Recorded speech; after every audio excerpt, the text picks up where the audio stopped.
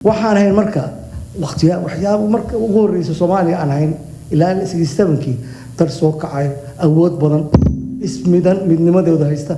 nimankan Afrika inta kale anaga xoreyn oo yaani ciidamo anagu aan leenahay ayaa tababari jiray Mozambique iyo tagi jiray Angola iyo dagaalka indihi qarsona ini lagu miray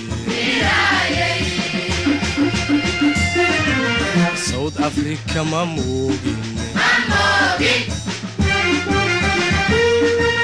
South Africa mamugin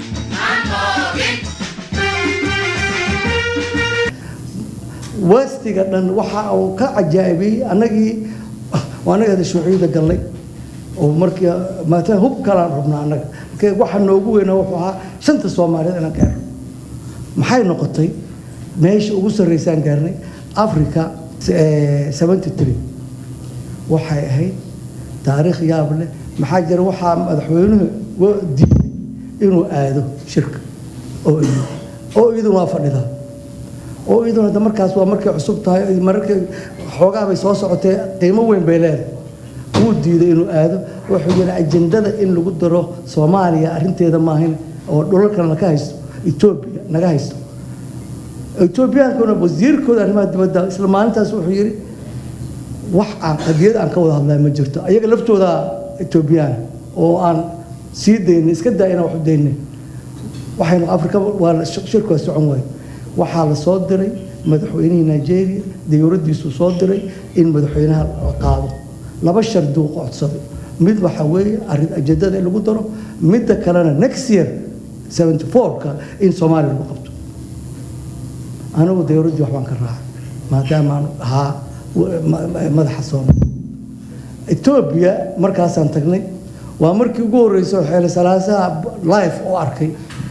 aan salaamay biyar waxa la kan waa ninka qatarka codka weyn tacbaan oo ila noqday arsaasa I hope inaysan dhageyso reeyay waxay noqotay special arintii waa la qaatay waa looga hadlay 74kii noydii oo iyadoo dhan isku timid Muqdisho meel aan kala geeyno mar guriyaha dadka la geeyay waxaan maraan sheekeysanaynay doctorka gurigooda dadkii dhaqnaabo ahaay wafdi waa la geeyay fuudi qaar kamid ayaa la geeyay guriyii boqol todoba qaadi waay waa sharaf aan gaarnay waxa ahayd Afrika inaan maamulno waxay ahayd urur la shir la yiri waxa la qabtay shirkii labaad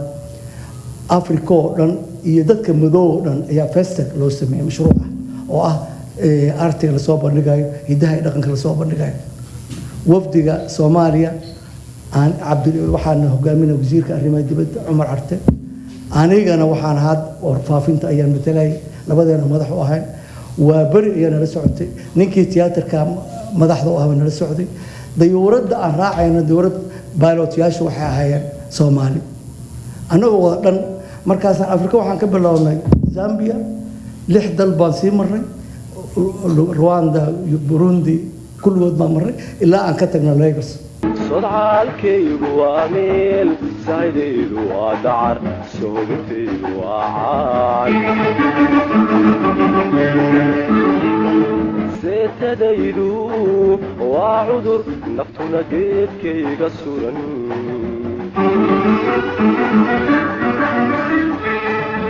innisiga ma nabadgalo nin isugayna maba jiro libta weli ma siidayn wixii waxa la leeyahay maxaad qabaayil u noqotay u midoob weyn aniga reality-ga ayaan ognahay waxaan nahay dad qaybsan qabaayil ah qabaayilka mar dambe idin sheegi doonaa dawladnimada waxaan ku bedelnay qabiil baan ku duubay waxaan dhuminay wax kasta oo qiimo lahayn ayaan dhuminay patriotismadi oo yacan wadanimadii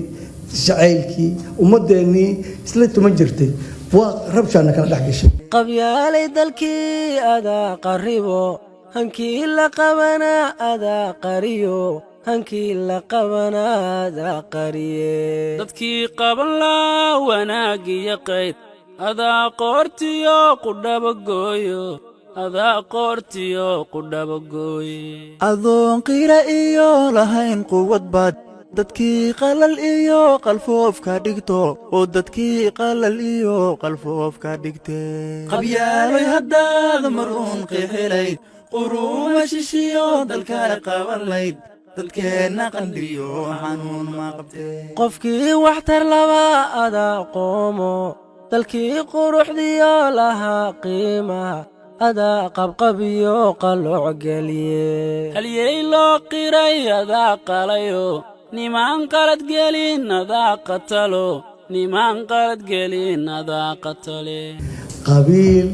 ma noqon karo dawlad qabiil ma noqon karo dawlad forward iskaba dhaafa wax qabiil laguma salayn karo dawlad waxaa lagu dhisi karaa cadaalad iyo sinaan iyo wanaag waxyaabaha iimaan la sii danacsi waxa qabiil goboladana waa qabiilkii cayilay waa naaxay maxaa jira waagi hore labadii qolo isdirirta waxaan dhihi jiray reer hebel oo isdiriray hadda dawladaha isdiriraya dawlad hebel iyo dawlad hebel kii baanu cayilin qabiil meel kuma gaareen adaa qarankii loqayshan lahaa dad qaama hor iyo qaracan soo dhigay ku qaaqamiyo ku quudinay qabyaalay maxaad qaraar badan tahay qasaarihii dhacay qiyaas ma laho falkii qumana la qaadacyayo qab iyo faan baa la quudanaya qabyaalay haddaad maruun qixilayd quruuma shishiyo dalkana qaban layd dalkeenna qandhiyo xanuun ma qabtee maxaa jira waxaan ka cabanaynaa wixii nala gaaraysay dadku waxay leeyihiin maxaa marka laakiin qaarkiin uga samri la'ay waxay uga samri la'yihiin dawladnimadeennii iyo xooggeenii ayaan la isticmaalay isku burburin waxaan isku burburinay dawladnimadeennii iyo sharafteen waxaan ku burburinay inaan maxaanan leenahay qaran dumis wey hadday qaran dumis ahaayeen ayagii aan burburinay maxaa ka soo baxay dhibaatada nagu dhacdoon ka samri la'aan waxa weeye marna dawlad jirta ayaan badbaadinayna ayaan dad ku leyn markii dambena midaanan jirin inaan abuurno ayaan dad ku leyn islayn lee noo soo hartay marka labadaba dawladda dhisaay mid dhisan duminteed iyo midaanan jirin ayaan ku dhammaan ma doonayaane inaynu dawladahaano ayaan doonaynin kuwii soomaali dulaysan jiray kuwii qabiilka ku doodi jiray kuwii soomaali dulaysan jiray kuwii qabiilka ku doodi jiray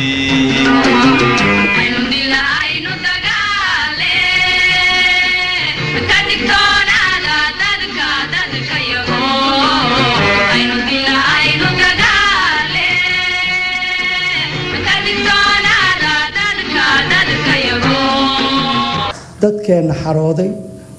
waxaa la noqday ninkii cilmi lahaana waa ka baxay wuxuu yiri anigu Soomaali ka quusto yaana la ka quusan waa isku baahannahay ummadeenu jiritaankeedu wuxuu ku xiraan doonaa ilmaheenna soo badbaadi laba hay'adood baa jirto maanta aan ku tiirsannahay wax qabta waa masaajidada iyo ururada masaajidada iyo ururada wax qabanaya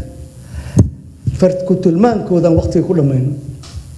ونكي نمان كاس وح قدر سنايا هقدر صدو كي وح يجا كل عيفين يقانا هبدلو هقرو متككله أو وح كلا علي ماد فكوفيق يستبقى بسها كدارة قبيل كان بوس كي سي هدان قبيلات كل اسمه صد المساجد أو أي كفى إديسان صد كل أو مسلمين هفيرنا دتكو محاجرة ما isku imaan karno bayskeena asaga ah magaciisa iyo sharaftiisa waxa way wanaagiisa isticmaalno dadkana ku qaybtano waa dhawey waxaan isiri wax sidii uu loo wareeray wadaad ilaahay soo diray sheekh maxamed dirir la yiraahdo ayaa masaajidii yaani waa ilaahay dadku kala waxay u helay inay midoobaan maalintaas raja gashay oo waxaan isiri bas way marka hadii wadaadadu noo waxaystaan halkaas ka socon waxaan soo marno ogtiin abaarihi inta la marno ogtiin waydii dhibaato ka dhacday xagga gobolada kale yacni xamar waxaad markaasaan ir abaari xagga hadday dhammaadeen kuwaan dhallinyarada wax ka qaban waxaan rabay inaan ku soo gabagabeeyo ururkii waxaan iri ururkan waa inuu noqdaa urur ay community-gu leedahay oo ownership-ka anagu leh wixiisa aan la baxno maxaa jira haddii aan dowladda ku xirno kuwii kale kama duwanaanayo dowladdu shuruud bay la imaanaysaa advocacy waa rabaa inaan hadallo oo dadka halna ka qabto ilmahayna inta la dilo in la waayo wixii dilay inay isdilaan oo la yiraahdo waad ogtiina keena annaga naloo diro ayaa jirta aan wax qabsano waxaan se idin sheegayaa inaan waxaan dhibsado waxaa ka mid ah wadaadada yacni inay masaajidka culayska ka saaran ka badin waayeen laakiin ay heli karaan inta culaysku haysamaan inta kale inay isticmaalaan ma noqon masaajidkii waxaa ka socda khudbad iyo diin iyo kitaab wax fiicana waxaan si gaar ugu mahadinaya guddigii arrintan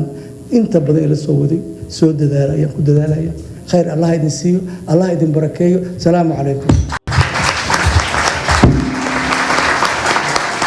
balaayooyinkiiyo basanbaaskiyo baabaa iyo bukhligiyo beenta iyo barakaca iyo barya aadamiga allaha inaga nabadgesho tafantoofka tiiraanyada tabaalada talaxumaanta iyo toobadla'aanta allaha inaga nabadgesho kufriga kadeedka kadabla'aanta kibirka karaamadarrada iyo karoonaha allaha inaga nabadgesho jahliga jaarnacaybka jaasuusidda isu dabajeedinta iyo kala wejidadabka iyo jahannamo allow naga nabadgeli xiqdiga xasadka xinanaasaha xanta iyo xaqiraadda xumaanta allahayow naga suuli qurunka qashaabiirka qishka qaxarka qiimadarrada iyo qaadka iyo qabyaaladda iyo qaxoontiga allahayow naga nabadgesho